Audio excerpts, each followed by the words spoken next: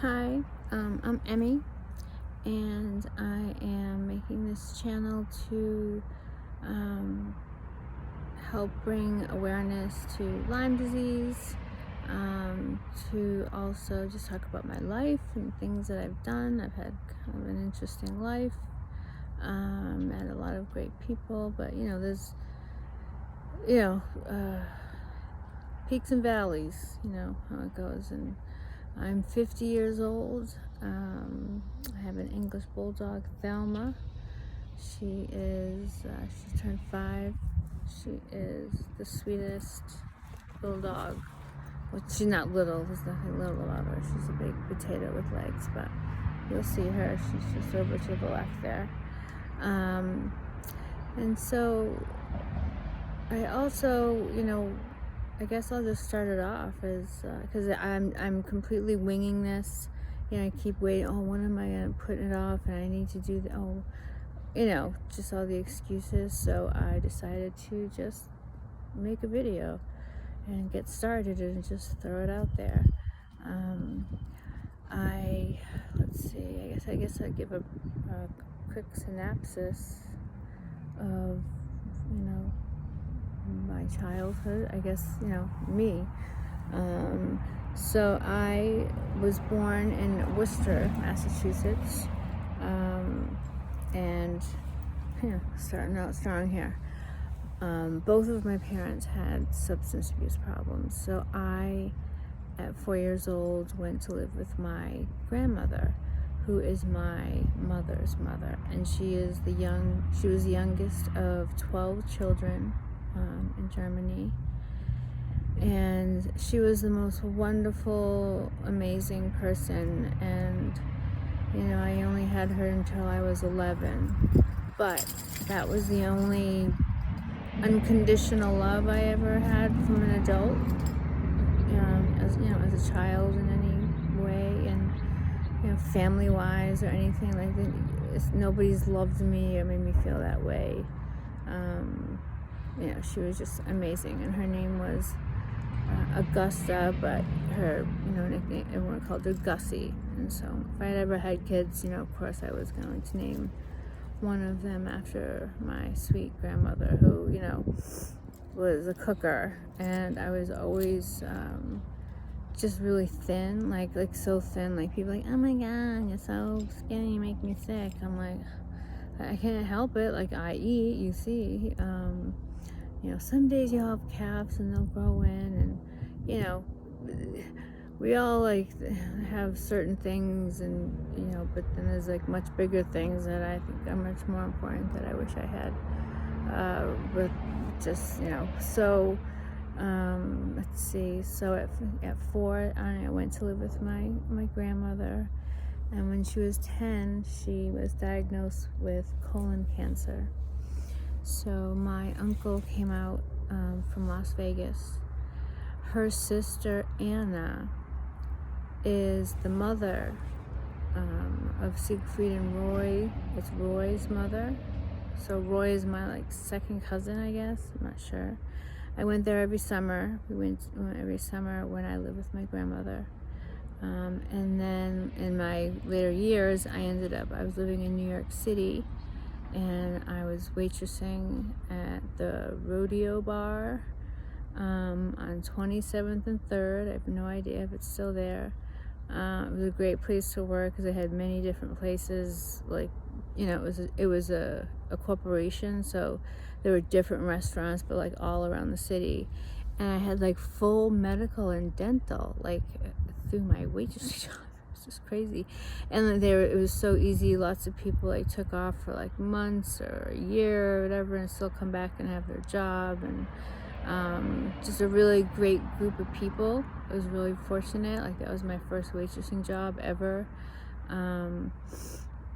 So I'm going to be all over the place because this is part of my Lyme brain, and I just have it's a complicated story even for me to try and keep in line. So in Las Vegas, we moved out there when I was 10.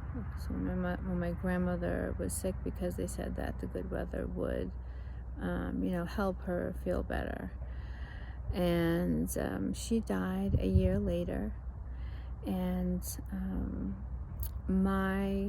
in this time, like, I would see my mother maybe once or twice a year.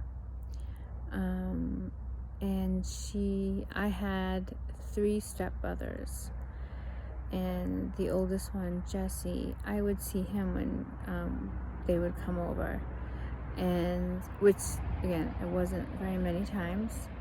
I had another, let's see, I'll get back, so I would see him, and then her, and she had gotten clean, and she ended up dying of pneumonia. And she was with this great man who just, and it's really sad, but they didn't let me go to her funeral. I remember that, which, I was so young, and I didn't even go to I don't think I went to my grandmother's funeral either, which I don't know how I guess I just thought I was too young. I'm just kind of realizing it right now. So it was my grandmother died when I was 11. My mother died a year later. I was 12. And the next year after that, so my 3 half-brothers were living with her very good friend, Donna, who's a wonderful, wonderful woman. And she already had, I think, 5 kids, maybe even 6. But she was just, she's just one of those very special people.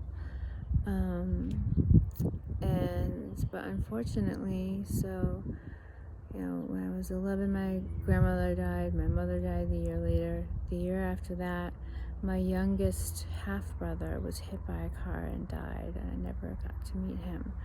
So I have 2 other half-brothers, and they live in Massachusetts, and we, like, we're friends on Facebook, and they would come over like once a year for like around Christmas, and that's usually when I would see them, maybe once a year. When I graduated, I went to like the community college around there for maybe 1 semester. I'm not even sure, a couple, probably at least 2 or 3. And then I was really, really into music and going to shows. Like I went to so many shows. We were really lucky where I live. Like everybody, and it was the best ever when going on a road trip. I saw Peter Tosh like in like Portland at this little like amphitheater, and I saw the Red Hot Chili Peppers before they got big, like at the Living Room. Jimmy Cliff, we went like on a Tuesday night. My friend Sunday's mother took us, and like I could just put my hand out and like I would be touching him. Like it was this tiny little place, and just lots and lots of great shows. I was also like a little skate Betty, so I was just hanging out with the skater boys, and going to the ramps and hanging out, and then hanging out with my other group, lots of different groups of friends. I really, for my situation, I think a lot of people and like doctors and my aunt like really tried to force me to go to therapy, which I understand totally. But I went, a few different times, and like then he started asking me something like, I was dating someone, I was graduated, and he was going to UMass, and Bill, he was the greatest guy, and he was a skater and a chef, and it just, I'm losing my thought again, but I don't know where I'm going with that. So the skater boy thing. So he was, gosh, what a great guy. I can't even, he lived in Hingham. He was from Hingham. He would drive from Hingham to Holden, where I grew up for high school. and come by and pick me up because he's so worried of me like driving on my own, and just like loves me to the core. And I really, understand now how I did not know how to receive love. Like I guess as they say, self-sabotage. And we were together for a few years at least, commuting back and forth, the parents talking about, like, because back then, like, it's long distance phone call, so, it costs money. And you guys get a special plan, dial up, the whole, I don't know if there were answer machines yet. I think answer machines came around like sophomore, junior year of high school. They came out. And so with this guy Bill was, and we'd go and be in Hingham and stay at his house. His mom and dad were like totally, laid back, and we go to I'd go to the ramps and hang out. We'd go to Boston. We'd just it was back in a time when you would just like get in the car and just drive. No GPS, nothing. And you just like were just like so truly present with everyone you were with, and the quality of time. And that's why the certain friendships that I made around that time, and it's like it's so hard to like bond with people. I just moved back to Newport, Rhode Island after 10 years of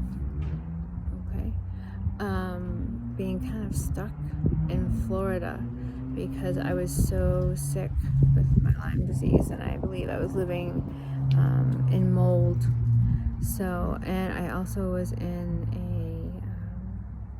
an emotionally abusive relationship, and that was cut off.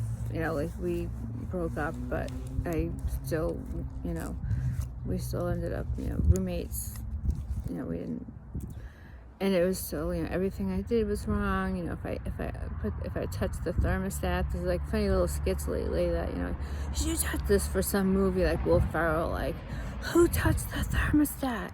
And it's exactly like how he was. It was like, I put it up, we had a discussion like the day before, it should be at like whatever he said, 74 or whatever it was. And, it was at 73, so I put it up to 74 because I was, however, or whatever it was, down. It was probably down because I was always hot.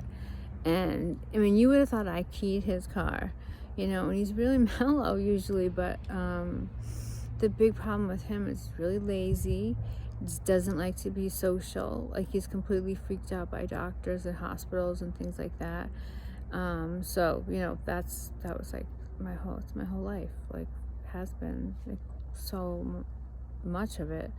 I've only been feeling better since, let's see, the end of June, so we're coming up on a year that, I changed, it's a stronger medication, and it makes me human. Like, I couldn't drive to the grocery store at the corner at Publix, which I miss. Oh my God, it's so clean and it's good. And it's just, it's really lacking in the grocery store department.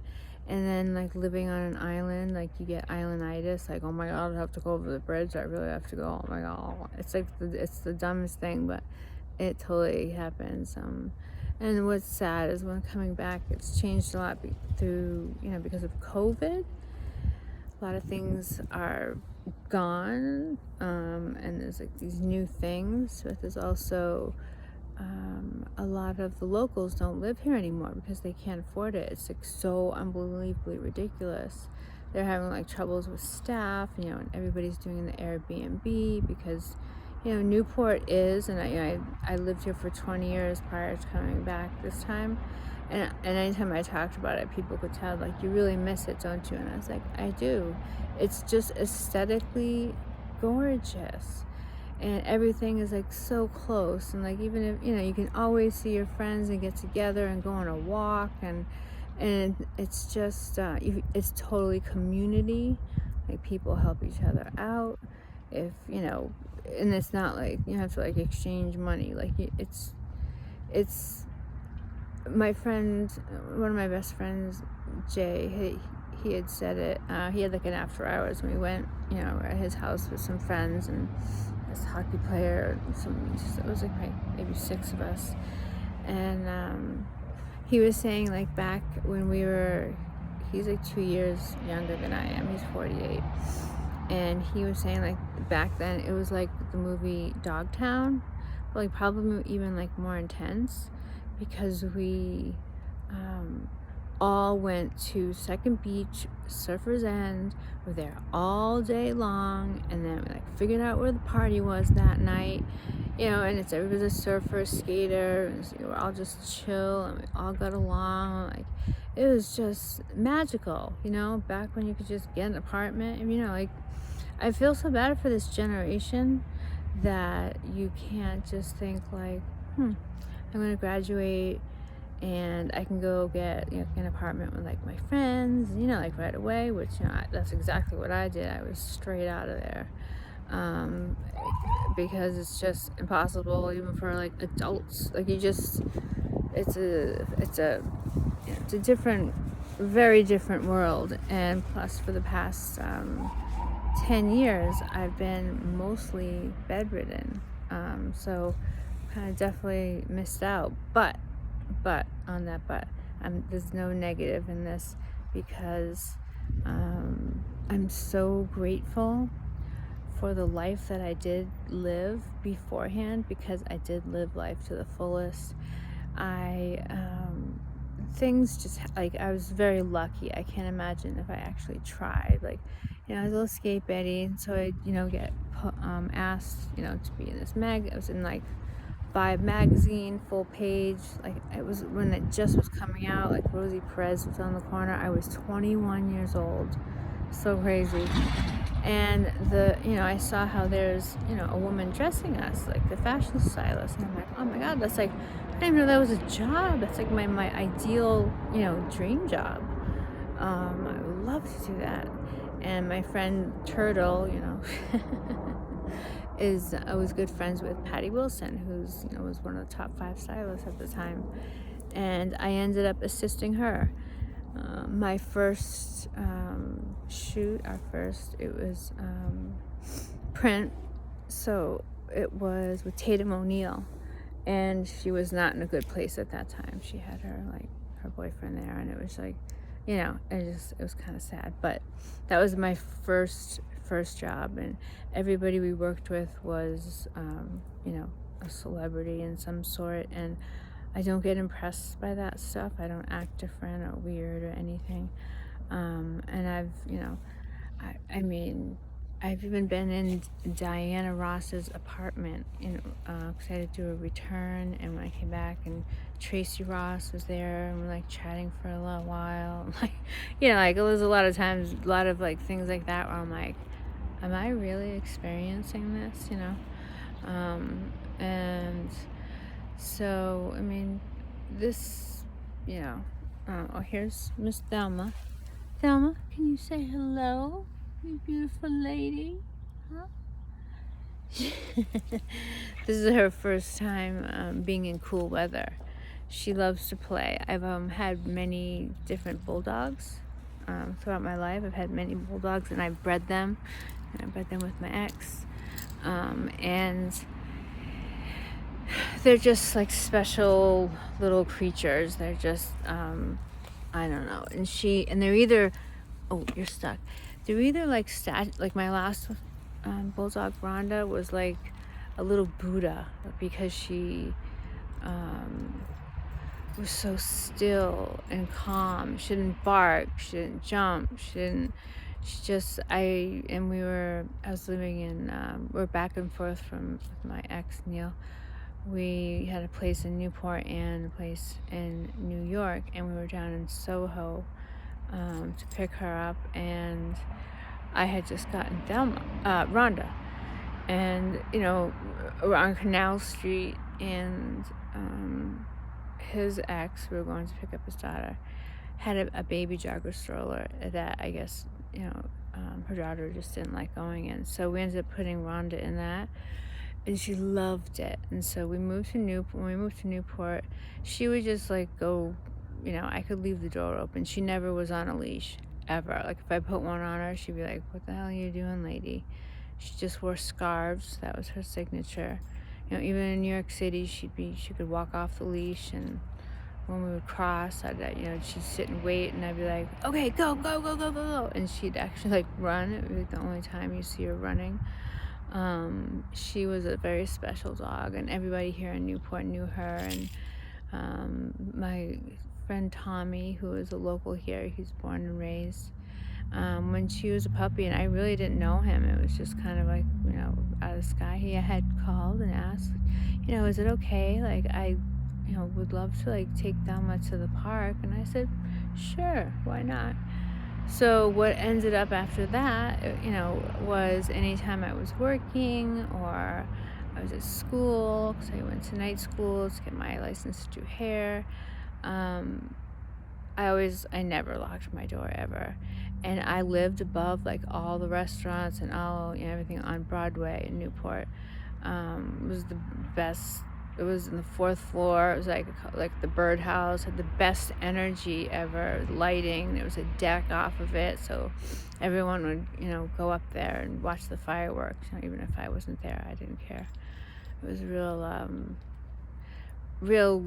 it's just a great, everyone was so happy and cool and great, but a lot of people like kind of, it's hard, you get older and life is harder, so I do understand how, some people, people change, and so the whole vibe is gone. But I lived in that apartment for like 5 or 6 years.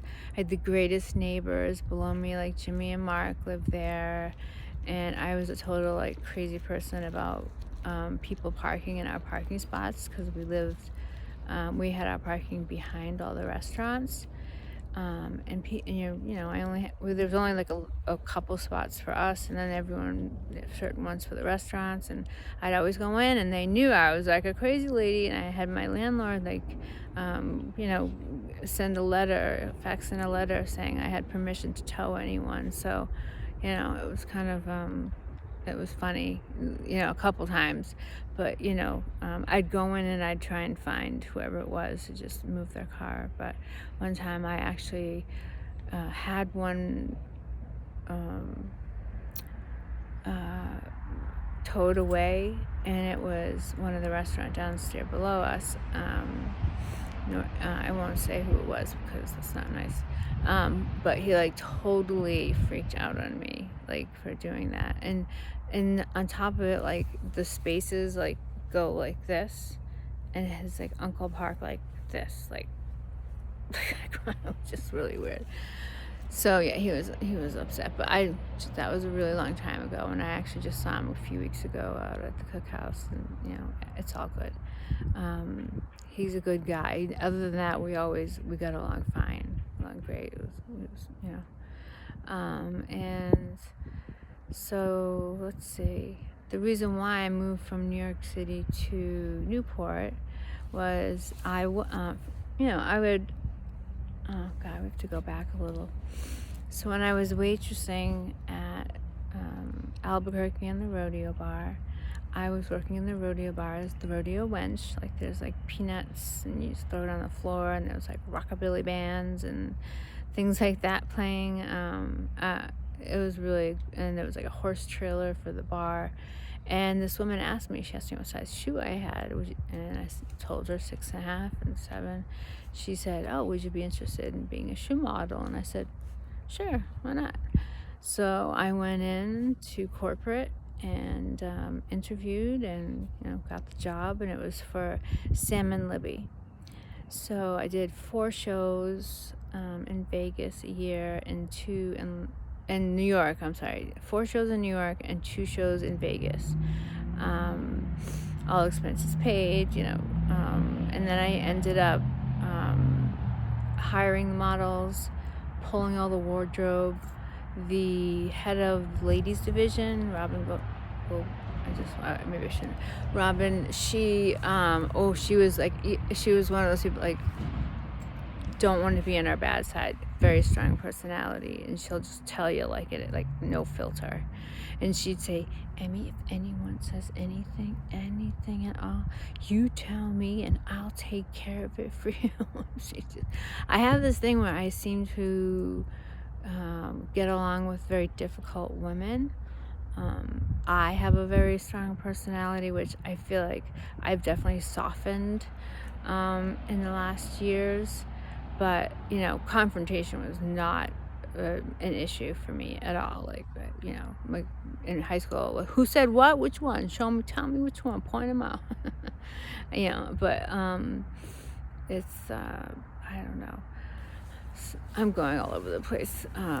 It's hard to keep track of everything. But, so yes, I moved out of New York to here because my ex was just like messing with my head, like, oh, I want to be with you, I want to be with you, like, and then, he's still with his ex, and I'm like, I'm not gonna, no, like, I'm not doing that. And I, would meet I met, like, this really great guy, Benji, who was from Belgium, and oh my god, he was like Brad Pitt hot, like, and they even had like a rebuilt motorcycle, like going up the, like the West Side Highway in the summertime, ended up going like out to the Roxy, like pulling up, and just and I had another friend who I did actually a Scandinavian Levi's campaign.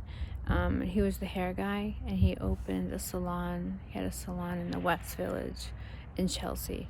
And I would go and like sit for him, and for a wig or that he's doing or some project, or and I'd always get my hair done for free, and we just were friends. We would hang out all the time.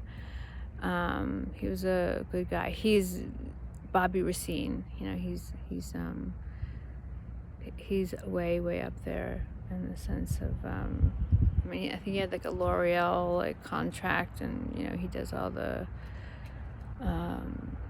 when it's fashion week, and he's and then he does like art, like amazing art, like on the side as well. And he rebuilds his Harley, and he would take me on rides up and down, like, oh, it's just the summer in the city, and the way it used to be was just I miss New York City. I really love the vibe there. I love everything, but it's a really small place, and I try and tell people like how you would like notice somebody just like walking by, and you're in like on St. Mark's, in Second, and like 2 hours later, like I'm on the Upper West Side, like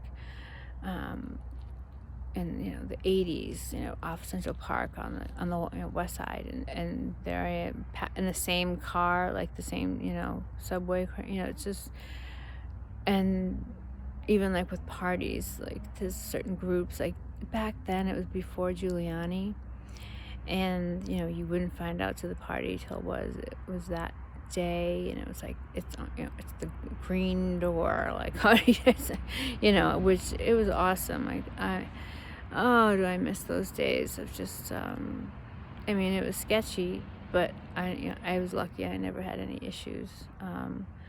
But yeah, and I had like I'm not sure if anyone's seen that movie Kids by Harmony Korine. He was, we hung out, and Larry Clark was, he was always around. I've been to his loft, like he was a chill guy, but he definitely has like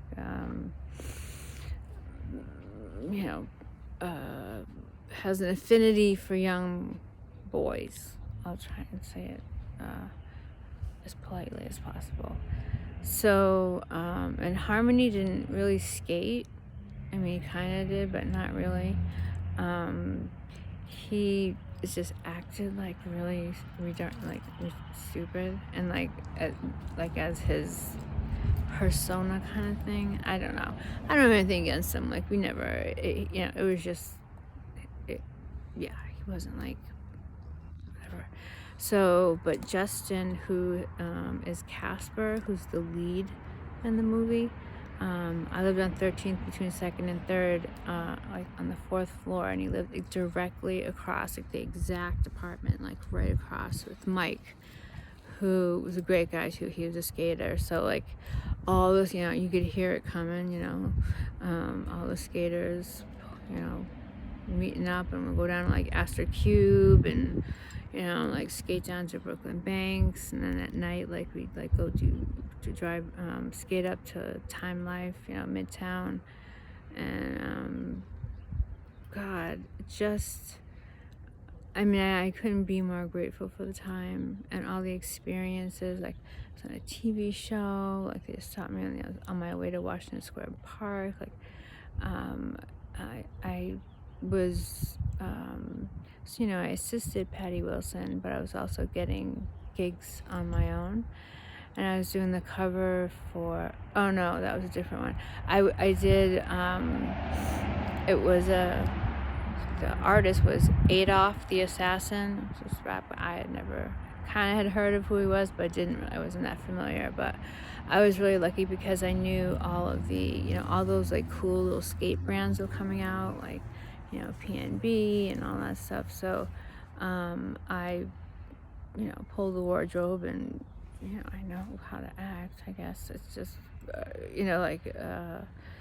just chatting with people, but ended up like it was mostly like some of the Wu-Tang. It was Wu-Tang's manager who had asked me to do their wardrobe. What a ding dong I am. I was like, yeah. And it was and I'm, now I can admit it. It was a confidence thing. I definitely lack in confidence in certain areas, even though people would be like, never would believe that I'm, but, I'm more of like, act like, and try and figure it out. And because that's what I've basically had to do my whole life, with so much loss. And my aunt, who had taken me in, I just spoke with her a couple days ago. For the first time in, let's see, it's either 6 or 7 years this past January. And that was actually mostly because when I was sick, I had to stay with them for a little bit. She drove me to my appointments, and my neurologist had said the next appointment I happened to be in Newport, where he's on the island. And I went on my own, and I actually happened to like get a good night rest, which is magical for me. Like my symptoms, everything, my pain was like so much better. My voice, because I would get this really like groggy man voice. Like everyone knew how I was doing by when I said hello, how like froggy my voice was. And he says, "Wow, I've never seen you look so like like happy and like not in pain." And I said, yeah, I've been hanging out in Newport, not spending as much time with my aunt, because anytime I would come downstairs, she just would say like things just to make me cry. And I'm not like, I am a sensitive person, but it's just the way she just talks, it's just she talks down. I can only talk about certain things, like if she doesn't, it's just if I calmly say like, can you please not tell every single person like what medication I'm taking, like, and she freaked on me, and I said it very nicely, because it's just like, I don't want everybody knowing because I said, would you like me to tell everyone what medications you're taking? And her mouth like fell to the floor, and she's like, oh, okay. So, so we spoke yesterday and the day before. The day before, I called her back because she left me a message like a week prior. And although I knew that it was, in my gut, I was like, I'll never talk to her again, because she was just so evil.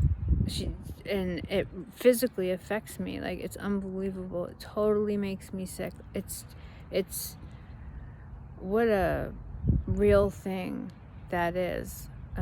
Your surroundings and because wow, Oh my God. The first conversation, the first day I called her back, it was a fine conversation.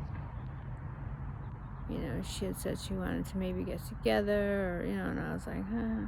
Of course, because I live in Newport, everybody wants to visit, and I'm like, no, I'm not, with baby steps here. But, I said, yeah, we'll see. And then she ended up calling me again yesterday, and I found out from my stepsister that she's kind of like forgetful, and because I don't know, there's a sensitive subject about her birthday, which was just within that last couple days. I probably called her on her birthday.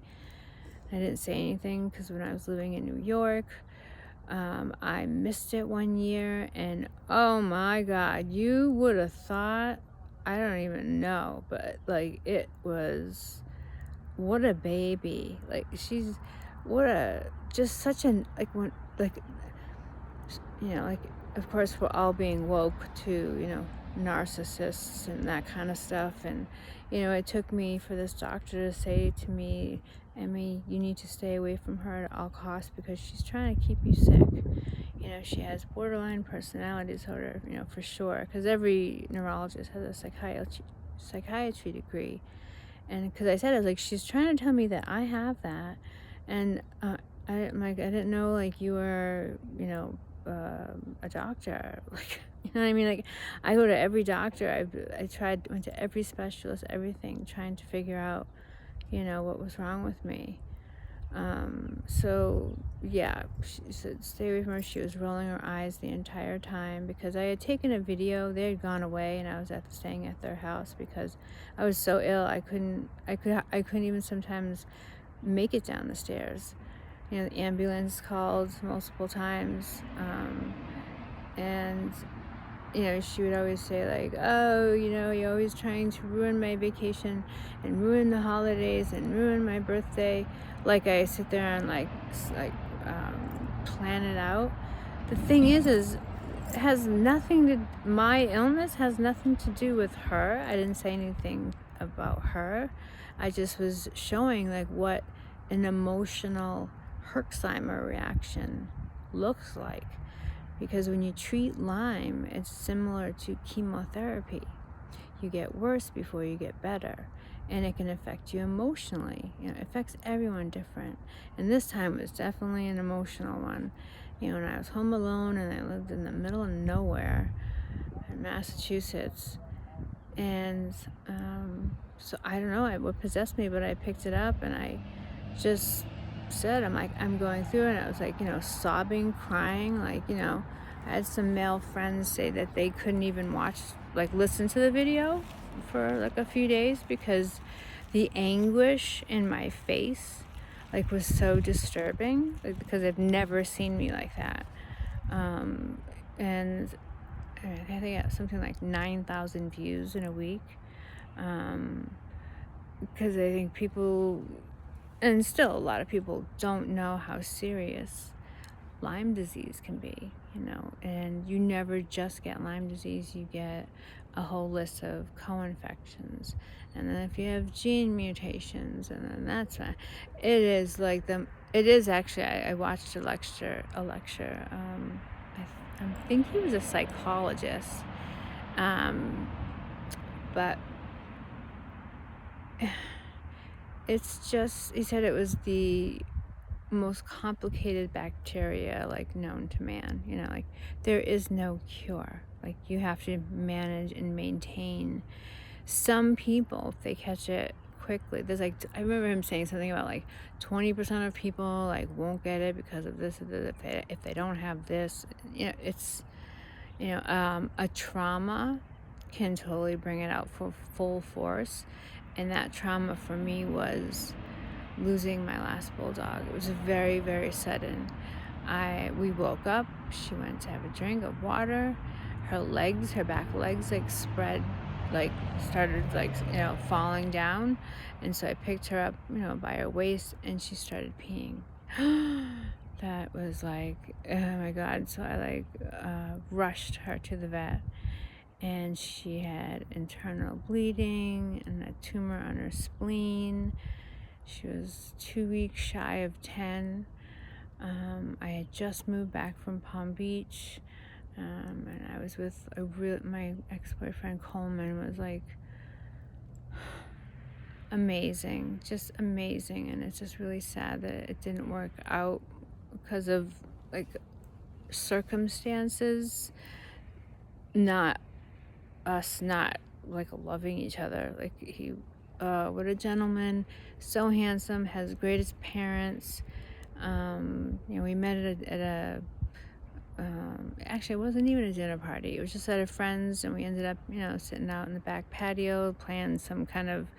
It was on an iPhone, but it was some kind of charades game, and I was like on my game that night. And he ended up asking for my number and took me out, and we went to polo together, and we just did. His dad has like the greatest like social.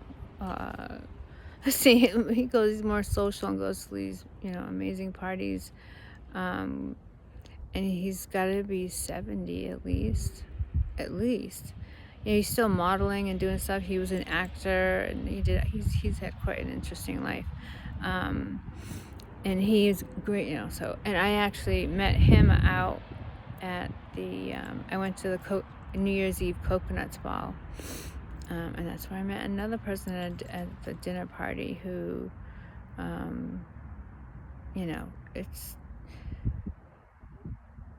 I had so much fun, and just in so many different places in my life. So that's why I am so grateful that happened, because of these people that I see. I'm like, oh my God, missing all of your 20s. Like, those are like the best years of my life. And I'm also so grateful that I feel like I just made it. Like when I graduated in 90 to then, go to New York and experience like all the shows I went to, all the, like I would work random jobs. Like I just was thinking the other day, because I saw, like, I would work at, there was this guy Cliff who he was the maitre d', and it was called the Bistro, I guess, like, and it's like when you walk into Trump Towers, it's one floor down. It's like all open there, one floor down, and I would do coat check. And it was when Donald would come in with Marlon Maples. And all I would do is hang fur coats. Every single coat was a fur coat. So you know how long I was dating myself, but I'd work for like 4 hours and make $100, which back then was pretty good. Right on 57th and 5th, right? Yeah. And right around the corner from there actually is where Kenneth Cole Productions, which was my next modeling, because I worked for Sam and Libby for, gosh, at least 4 years, but Sam was a total perv, and it's just, it was just time to move on. So I actually called Kenneth Cole, and I went and I interviewed, and they hired me on the spot. And I was with them for 7+ years, because even when I lived in Newport, they would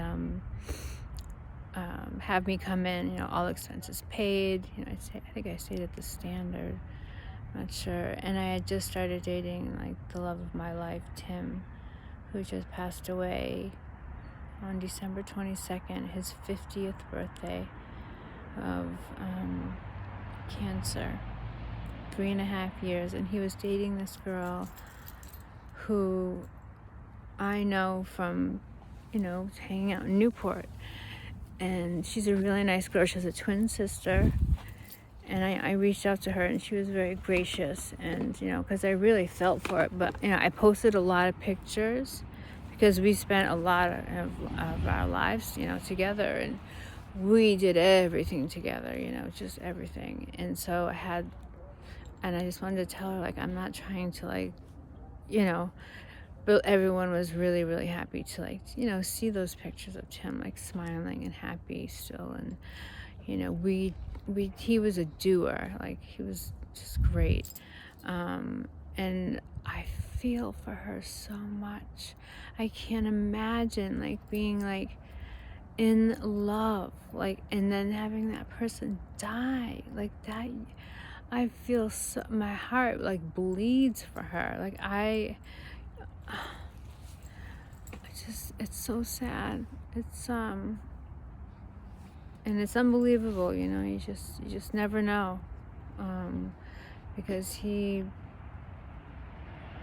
you know, just in 2016 we were talking. He messaging me because he owned property in Belize and wanted me to move down to Belize. Like anytime he started dating someone else, he would like, you know, call me up and we'd go out to dinner and he'd tell me, and you know, we were always on good terms because it was that young love. It was that love that like you don't. Everyone knows. You know, everywhere I went in town, and I go, oh, my condolences, because they knew that was my main, like my, you know, we looked at rings. I had one picked out. Like it was, you know, we already owned a house together. We had joint bank account. We got along great.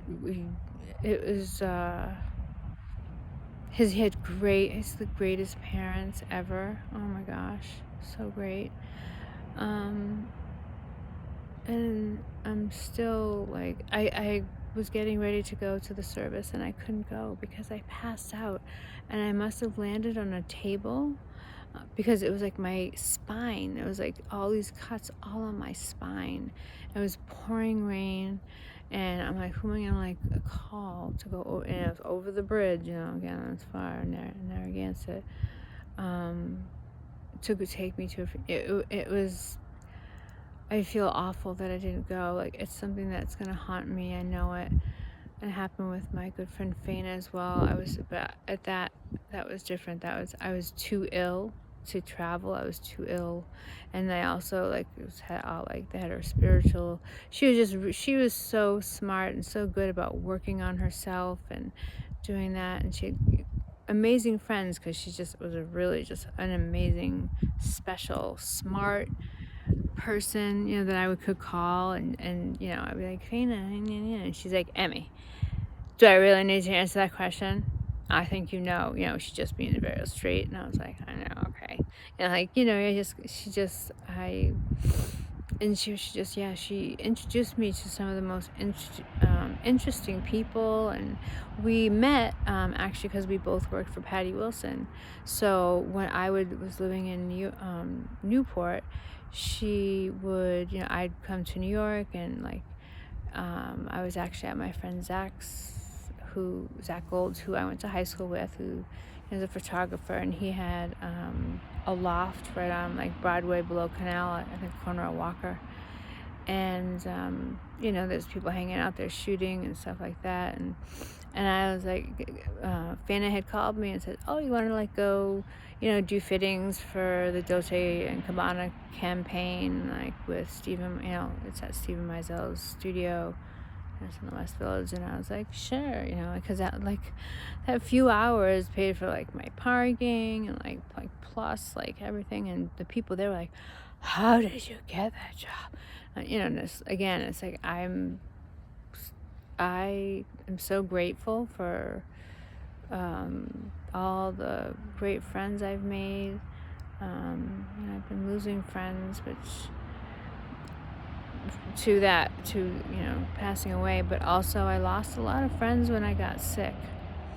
A lot of friends didn't believe me, and I lived a few blocks from the hospital.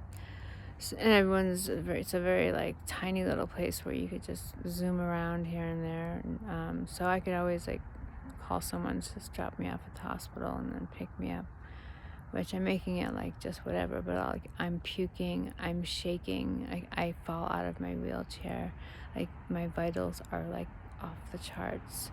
You know, and so I went 10 years misdiagnosed with chronic intractable migraines, fibromyalgia, occipital neuralgia, trigeminal neuralgia, I don't even know how many other things, but like since then too, I have CRPS, I have GERD, I have ankylosing spondylitis, neuropathy, as radicalopathy. It goes on and on. I can't remember them all. I have to write them down. And then I also have a ridiculous list of allergies. and I get Steven-Johnson syndrome. So, because one thing I have is it's called mast cell activation syndrome, which means that I produce too much histamine. So, histamine causes inflammation, and it's so it makes, I guess somehow it makes you way more sensitive to medications, like blisters in my mouth, rash on my stomach, like confirmed by like the dermatologist and the doctors, and just every time I go there, they're amazed that like I can hear the doctors like talking about me, like how it's just like, because I bring in like my records, all the the procedures I've done, the alternative stuff I've done, the list of things I've tried. Like I put these synopsises like in thesis papers basically like together, so that when I go, and I've had many doctors say like, I wish all my patients would do this, because it really helps. Because in the time that you get, you always forget like what you're gonna say, so this way I can say it all, and like my Lyme brain doesn't like shut down and just not work, because I have I get aphasia as well, but not like it's not a constant thing. Stress affects me, that kind of stuff. Mold really affects me. Here I can tell the difference, how much better I am feeling, and just different things. And then also Thelma had to go to the vet multiple times for atopic dermatitis from mold exposure. So all in all, we I am so grateful to be standing up. I'm here, and I'm dog sitting and house sitting, and I could have never even committed to do that before. Even just like, there's no stairs involved. It's like it's right outside. It's just such a scary thing that I'll have to find some things, because I don't want to always show just like, because a lot of what happened, losing friends and things like that, my family, I had to cut them off, because my aunt was the one who started everything and accusing me of all kinds of ridiculous things. And she's the one that went to the doctor with me. She picked up all my medications. She knew exactly what I was taking and what I'm doing, and I just don't know why she had to like do that, and it's very hurtful to say. But yeah, friends too, like, and you also have to grieve your old body. It's a huge, it's a huge thing to accept, that you wonder every day when you wake up, like, how is it, like, am I gonna still be okay? If I get a migraine, like, how long is it gonna last? How bad is it gonna get? Am I gonna throw up? Am I gonna have to go to the ER? If I go to the ER, like, is the doctor gonna like treat me like, it's a lot, and it's a lot for doctors too. Like, so, and that's another thing, even though a lot of people are more aware of how, because they know people with Lyme, so I understand how it's for life, and you need to detox, and everyone's different in how they present. Doctors still don't want to talk about it. I don't really want to, like, my last pain doctor, he kept saying, "Oh, I'll put you on doxycycline." I'm like late stage. Like, my friend Fana, who passed away, that I was talking about, she needed a new kidney, and she had a match, and I told her, I said, I would have given you a kidney in a second, but mine are, all my organs and everything in my body is riddled with Lyme disease, and I've had to, change my organ donor status, which makes me very sad, because oh God, I couldn't imagine having like that, just needing an organ, and being able to live. And I just hope that more people do it than I maybe think. I hope. I wish that I could have, but I can't, because I've read articles of people receiving it not knowing that they Lyme riddled, and they end up dying, which, oh my God, you get with the worst. Also, there's a problem with the blood, like giving blood. I was about to give blood one day, like it was after the gym, and then I was on the verge of like not weighing enough, and she was a little bit worried that, about, you know, um, working out, and maybe I needed to eat. I don't know what it was exactly, something like that. But I ended up not giving blood, thankfully, because I didn't know I had Lyme at that point. The way that I figured out was watching documentary. It's called Under Our Skin. It's on YouTube. It's for free. It still is, I think. And that was my light bulb moment. But then you find out that you have to find a Lyme literate doctor, and it's like the Underground Railroad. And insurance does not pay for any of this stuff.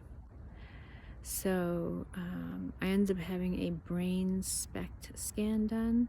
They inject radioactive fluid in my body. I can't travel. I can't be around young children, and something else for like 3 days. And then lots and lots and lots of blood work to confirm chronic Lyme disease. I also had vasculitis in my brain, and I had ehrlichiosis, very high Epstein-Barr virus, which I still have a very high number. Mycoplasma, still have a very high number. One of those are, I think the top are supposed to be, one's like 17, the other one is like 20. One is 600 and the other is like 845. So it's just, and I'm probably forgetting things that I have, but it's to the point where I'm like, I'm not treating. What I'm doing is just trying to eat healthy and detox as much as I can. I keep my world very small, with just people that I trust and that I know care about me. Like, I have friends that they'll call me and say, Emmy, I'm going to Home Depot, and I'm going there and there, and I'm coming to pick you up, so you get out of the house. And like, these are like guy friends that are just like looking out, like, and I appreciate, and I've reconnected with like a lot of people, and a lot of good girlfriends as well. I have just such quality, great people here, in Florida. I don't have a hard time making friends, or, we lived in a nice area, but it's just a different kind of place. Like, I don't know. I'm happy to be back, and I feel so grateful for my situation, this beautiful place that I get to live. And I was working on myself and how to deal with my stress, and I was thinking very positively, wasn't letting it, but I'm like, it's gonna work out, I'm gonna be fine, and everything. And it's crazy, because I was talking to a friend of mine, and she, she did the same kind of thing, and we both were getting these, like, everything was like, were things that were like, oh no, that's not gonna happen. All of a sudden, like, everything like goes through. And was going to stay with somebody here, so I had a friend here who said, Emmy, just get the hell out of that awful relationship, and you're so sick down there. You and Thelma come up here, you can live at my house for free. Like, and say, and what an amazing gesture. And he ends up having a fire in his kitchen, and like, thank God he had new neighbors, and I forget if she was in the Marines or Army or something like that, but she got into the house, and I called like 911, and like got the animals out, and then my friend had just like pulled up. It was just that was like the end of July, end of June, beginning of July, I think. Yeah. And he just moved in about a month or so ago, and had his deaf dog and a cat living in in hotel rooms for that long. Like, that's like, oh, that gets old. He had great insurance and everything, so it was good for him, and it's nice to have it redone, but that didn't really help. He was going, everybody, we all are going through something, like, I'm going through with the illness, and everyone has like something they're dealing with, and it's just, there's a channel on YouTube, it's called Soft White Underbelly, and it's a range of different people, but it really tells the story, and a lot of it has to people on Skid Row, people from Appalachia, like a bunch, like ex-mafia, ex-cops. It just, it's really anyone with a good story, and it, I don't know, it's really an eye opener to like understand, like, you see people on the street, even in Newport, I see people like, on the media and like begging for money, and it's like, how is this happening still? Like, why? There's so many people with so much wealth. Like, why can't they build apartments where it's affordable for people? Like, why that they still make money, but like, just make some basic apartments or something. And because there's like, I remember watching something, there's like 25,000 people on the waiting list for housing in Rhode Island, and then there were like 29 in the country out of, I don't know if that was, I don't know, but yeah, anyway, I'm going on, I think that's like a good enough chunk of a little overview of what's going on. I'll continue on, and I just I want to just share my story, and hopefully someone can resonate and maybe figure some things out that like didn't make sense, and have been trying to like find an answer. I've also have a lot of funny stories, things that people I've met, and just funny stuff. My sister and I were just talking about she had a talk, it was at her office, about like high school parties and things like that, because I had a pretty epic one. They went away to like let the grout settle in the kitchen, and I had like a rager, like it was like 60 people in like just the kitchen and like the den, like and then the cop came, and I'd open a closet, and it was like, it looked like it was a movie. There'd be like 5 people like in all these crazy positions, like hiding in my closet, and we're, oh no, no one's in here, no one's in here, and they were finding beer cans for like weeks. It's just but that's the worst thing I ever did. Never, no DUI or nothing, no nothing. My best friend that night went into protective custody. She was, oh god, I could go on and on. But anyways, she was, she had a pretty good one. Because I was like, I wonder if they really have ragers like that. And, oh, they do. So.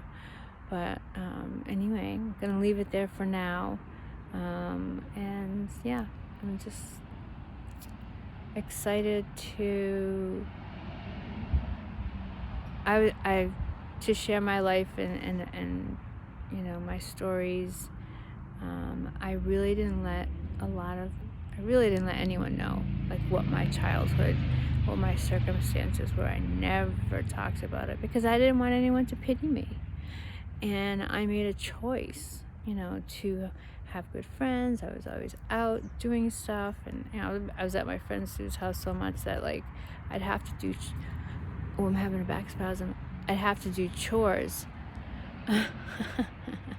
And she'd call the school to see if like Sue like wrote this early dismissal note, and then, well, what about Emmy Parker? She's a good lady to us though. But she definitely was on. She was on to us. But so I wish everyone well. I hope that this world gets better. The social media thing. my feeling about cell phones is, it's convenient, but it's messed with society, and it's messed with having like good conversation with people. Because when I go out, like even when I was in New York, like I love just meeting people and their random, like just hearing these interesting stories of their life, and it's great. I guess realize I'm a people person, because when I got here, I didn't go out once for 5 months, because I really needed to process and heal and understand like what what the hell I just went through. And then when I was dog sitting for 2 dogs, and poor Penny was 14, they think that she had a stroke, because overnight she became blind and like incontinent, and she just seemed like and then she'd like tremble, and she's like not cold, and like so I know she was having anxiety, so I like to fight to get her on the right like meds and stuff like that, because they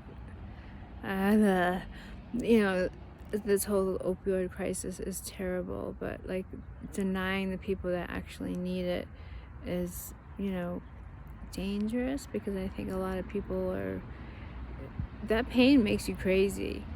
It makes you not like this. I'm honestly, like, there are times when I was so bad for so long, I had like two huge like ice packs, like ice filled Ziploc bags. I was like, nothing was helping, and I just wanted to die. I didn't want to live anymore, because if that was the way life was going to be, like there was no life I was living. I was just existing. And you're not in a good mood when you feel like that either. I try to like keep in contact with friends and stuff, but so this is my new, I want to log in and remember good times and share them, and then maybe I can help some people who are going through similar things that I've been through, and still are going through. So my best to everyone, and until next time.